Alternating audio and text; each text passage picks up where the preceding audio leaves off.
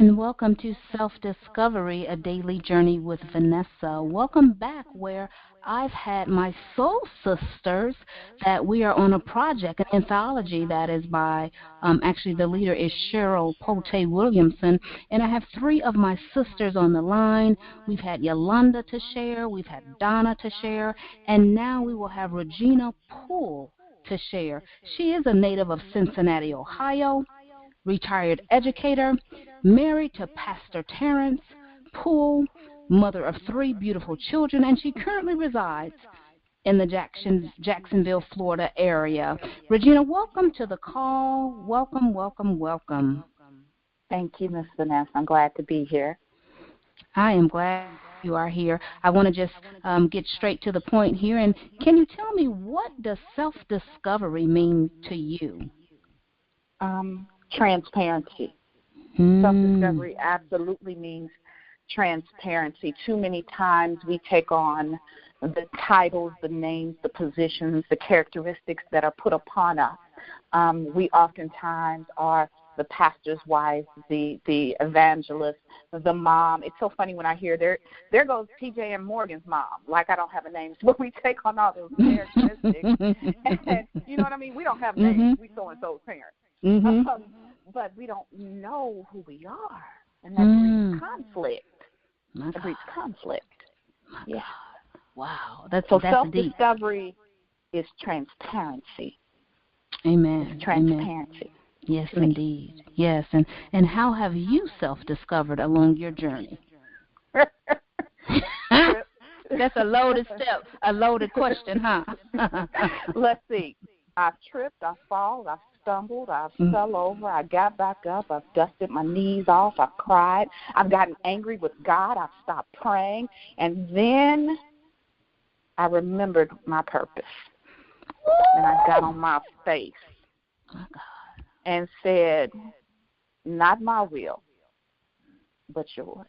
My God. And when I learned to die to myself, that discovery myself. And the thing about self-discovery is we want to think it's one-dimensional, and it's not. It's not. We have so many different facets, and as we grow and walk in it, different pieces of us evolve. And that's what I've learned. So I've had to make the mistakes. I'm beautifully chaotic and perfectly flawed, and I don't get it right, and I mess up, and I do the wrong things for the right reasons, but I'm transparent in it. I love it. Oh, my gosh, I love it, because that's real right there, and that's where I stand in my truth. I cannot be real with anybody else if I'm not transparent and true with myself, no matter how good, no matter how ugly. My past, that's not who I am today. It's connected to where I'm going, but that's not who I am.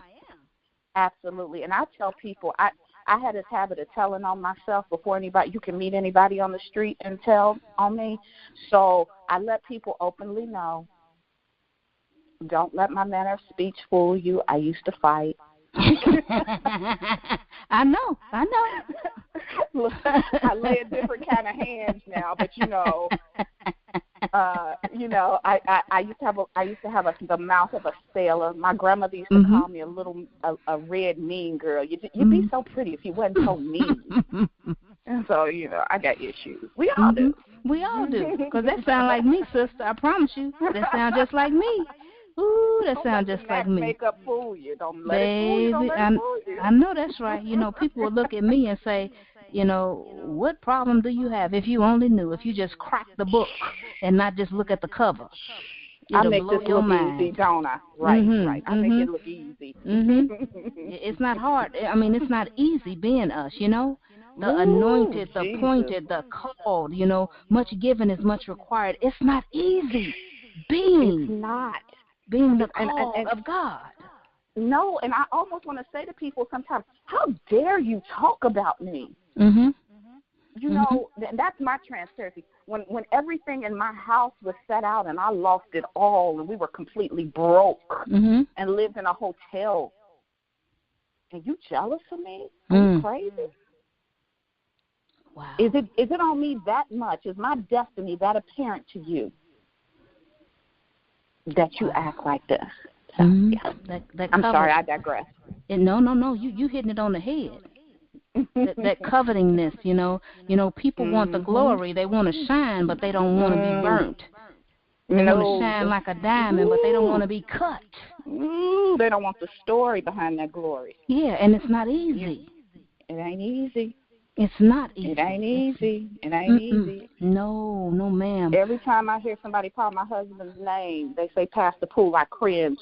You know why I cringe? Because that means I got to act a certain way and be a certain way. And I don't feel like it sometimes. Yeah. And I am so grateful for your truth and your transparency. It's nothing like it.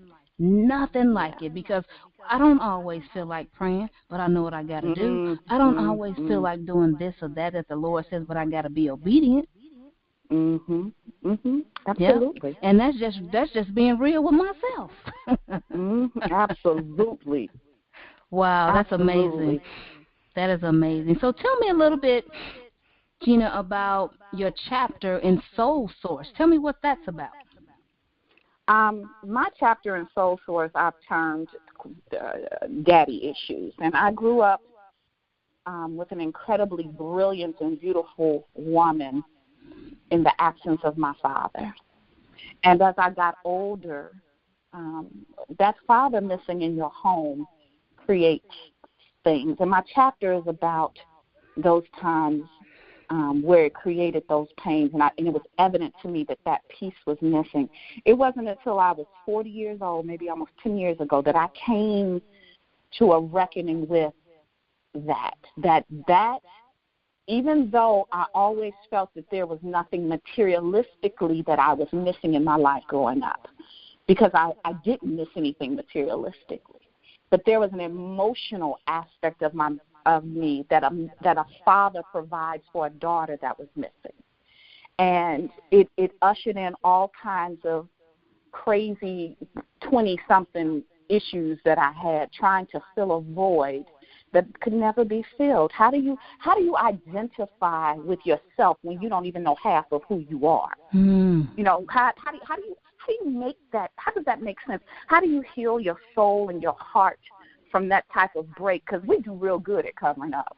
Don't get me wrong. I'm every woman that's all in me. Anything you want done, baby, I do it naturally. I got that. I can bring home the bacon, fry it up in the pan. Come on now. That. Come on. But when my heart was broken by the first little boy, or when somebody touched me in a manner I didn't know how to respond to, I had no protector. And that came full force reckoning with me when I was 40 years old. And I became angry. Wow. And I had to process that out. And I had to learn to accept the apology I would never receive, because forgiveness is not predicated on an apology. Forgiveness ain't even for the person you're forgiving. It's for you. And so I had to deal with that. Wow. I had to release him, and I called him by name and wrote an open letter to him in my chapter in the book and asked him, what kind of man makes a deposit but doesn't stand around to watch his investment grow? Who does that? Ooh. Wow. Who does that? Wow. But I'm not mad at you because you missed out on greatness. And that's what I had to tell him. I'm not mad at you. You missed out. You will take that to the grave with you. And so in the absence of you, God loved me enough to give me a man who also didn't have a father, to make him the father of my children. And we do pretty good, even with our mistakes. Yes. Wow. That is impeccable. And my story is very similar to yours. It's about depression. It's about the passing of my brother a few short months ago, which is, I think, 7 or 8 months ago, passed away from suicide. And that has been very, very the most difficult thing in my life. When I say difficult thing in my life, and it's just not the suicide aspect of it. I have different layers to it, from the first call to putting him into his herbarium. So, I'm in intense therapy right now, so that God can begin to heal me. That was my favorite and the closest sibling. I'm the youngest of 5, and he and I were the very closest. So I'm talking about depression. Depression is real, and if we don't take care of that thing, it will take us out. And especially veterans. We have all of these men and women going overseas, fighting in Saudi and Iraq and in these wars, but then coming back home broken because of what they've seen, what they've done, and what they've endured. And that's why I have become also a suicide awareness advocate. I still have a lot of healing to go. I'm still broken, and God is still working on me. But my passion is not for his life nor his death to be in vain, and to let people know that, hey, if you're depressed, you're depressed. People have a stigma on depression that you're weak. No, not really. You're not weak. Matter of fact, you're strong because you are self-aware and you're self-identifying the fact that something's not right. I'm depressed. I'm not feeling this way. I'm not eating. I have migraines, whatever the case may be, and I may need to reach out to someone else that can get me some help. So that's what my chapter is about. And all of our chapters, it appears to go hand in depression, because it's so many of us, ladies, that are suffering in silence. Last week, my pastor talked about how so many children in the church were talking about suicide. They wanted to end their life. This thing is real. It's real. It's real. It's so real. It's real and it's raw, and I'm willing to do whatever I can to assist with the legislature and with the laws to try to get something changed, So that is pretty much what my chapter is about, and it sounds like all of our chapters go hand in hand. And I just want to thank each and every one of you ladies for joining me today. And I want to just end with a prayer.